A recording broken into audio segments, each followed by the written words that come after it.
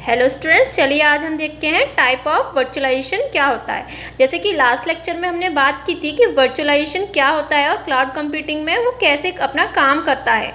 ठीक है, ये हमने सब डिटेल में लास्ट लेक्चर में बात की थी। आज देखते हैं उसके टाइप कितने टाइप के होते हैं हमारे वर्चुअलाइजेशन। देखिए, वैसे तो हमारे वर्चुअलाइजेशन 6 टाइप के होते हैं। चलिए एक एक करके देखते हैं कैसे ये अपना काम करते हैं और कैसे परफॉर्म करते हैं क्लाउड कंप्यूटिंग के वर्चुअलाइजेशन में।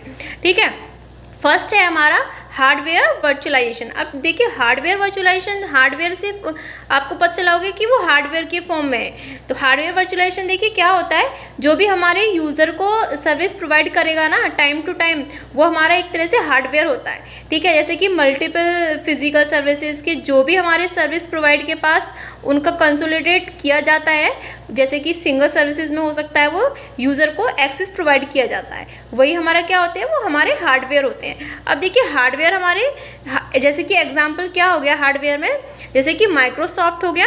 ठीक है, माइक्रोसॉफ्ट हो गया। और सबसे बेस्ट एग्जांपल हाइपरवाइजर। अब देखिए, हाइपरवाइजर लास्ट वर्चुअलाइजेशन में हाइपरवाइजर कैसे काम करता है आपको पता है।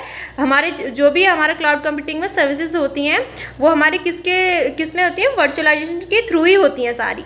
ठीक है, अब देखिए वर्चुअलाइजेशन, जैसे कि हार्डवेयर वर्चुअलाइजेशन हमारे 3 टाइप्स के होते हैं, फुल हो गया, पार्शियल हो गया और पैरा हो गया। अब देखिए कि जैसे कि फुल में क्या होता है, हमारे फुल मीन्स आपके समझ में आ रहा होगा। फुल वर्चुअलाइजेशन मीन्स कि सारा, जैसे कि जो सारे रिसोर्स होते हैं हमारे, जैसे कि ऑल रिसोर्स, उसको क्या करते हैं वर्चुअलाइजेशन में प्रोवाइड किया जाता है। ऑल रिसोर्सेज में वर्चुअलाइजेशन के हार्डवेयर में उसको प्रोवाइड किया जाता है। ठीक है, अब पार्शियल मीन्स, पार्शियल होता है कि सेलेक्टिव, कुछ इसमें सारे किए जाते हैं, मतलब कि इसमें होते हैं ऑल रिसोर्स हमें वर्चुअलाइजेशन करते हैं। यहाँ पे कुछ सेलेक्टेड रिसोर्सेज होते हैं, जैसे कि कुछ लिमिटेड ही रिसोर्स को हम क्या कराते हैं, वर्चुअलाइजेशन कराते हैं। ठीक है, अब पैरा मीन्स होता है हमारा जो कि ऑपरेटिंग सिस्टम के थ्रू सर्विस यूज़र को प्रोवाइड की जाती है। किसके थ्रू, ऑपरेटिंग सिस्टम के थ्रू यूज़र को हम क्या कराते हैं, सर्विस प्रोवाइड कराते हैं। ये होते हैं हमारे हार्डवेयर वर्चुअलाइजेशन के टाइप।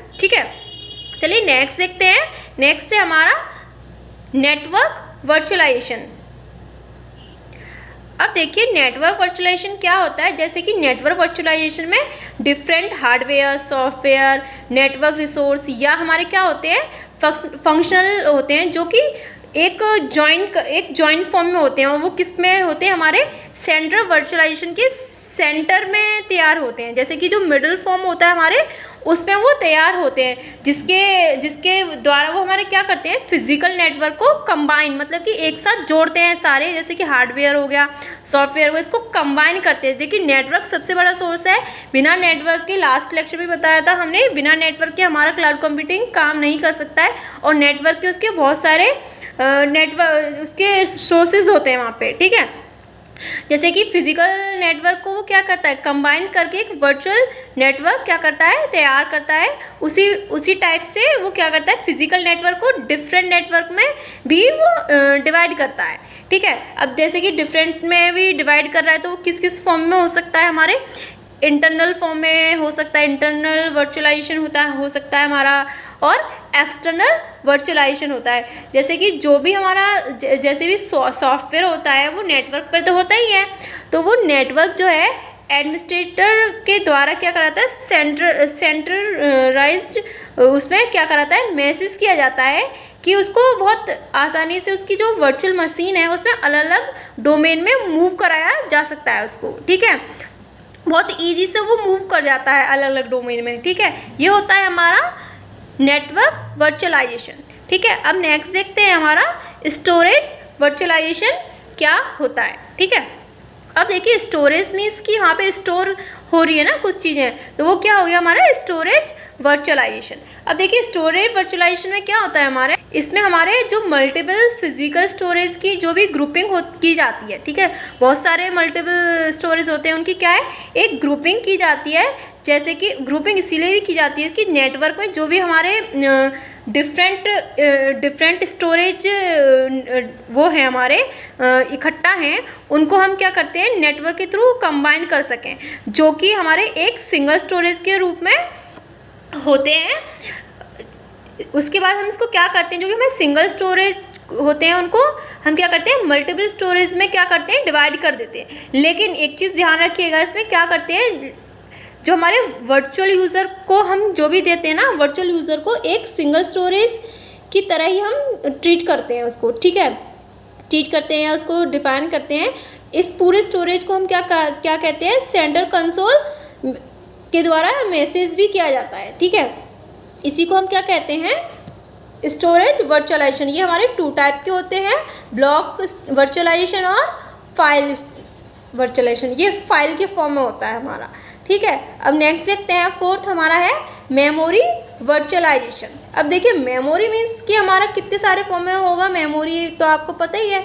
चलिए इसको देखते हैं डिटेल में, मेमोरी वर्चुअलाइजेशन क्या होता है। देखिए वर्चुअल, जैसे कि इसमें क्या है, मेमोरी वर्चुअलाइजेशन हमारा एक एप्लीकेशन हो गया, एक OS हो गया, ठीक है। OS means operating system. अब जैसे कि इसमें क्या होते हैं, इसमें एक फिजिकल सर्वर को मल्टीपल वर्चुअल सर्विस में डिवाइड किया जाता है।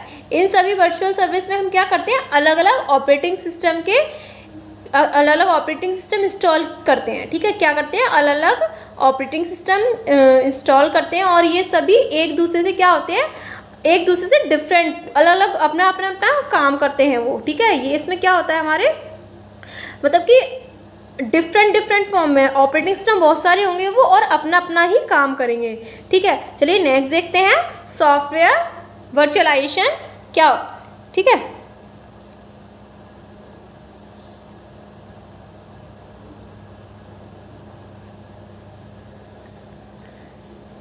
देखिए ये डेटा क्या होता है हमारा, डेटा वर्चुअलाइजेशन क्या होता है, जो हमारे डेटा वर्चुअलाइजेशन एक ऐसा फॉर्म होता है जिसमें अलग अलग डेटा को हम क्या करते हैं, डिवाइड करते हैं। अलग अलग डेटा को अलग अलग फॉर्म में हम क्या करते हैं, इंटीग्रेट करके एक सिंगल वर्चुअल डेटा को के रूप में डेवलप किया जाता है, ताकि इसे हम डिफरेंट पोर्टल या एप्लीकेशन द्वारा क्या करते हैं, इसे अलग स्टोरेज लोकेशन जोन या एक्सेस किया जा सके, ठीक है। जैसे कि डाटा वर्चुअलाइजेशन का डिफरेंट, जैसे कि इम्पोर्टेंट फीचर क्या होता है, ये डिफरेंट डेटा को क्या करता है, इकट्ठा करके एक फॉर्म में, मतलब एक डेटा एक्सेस पॉइंट तैयार करता है। मतलब कि बहुत सारे डेटा को एक फॉर्म में, मतलब एक इकट्ठा करके एक डेटा एक्सेस पॉइंट बनाता है।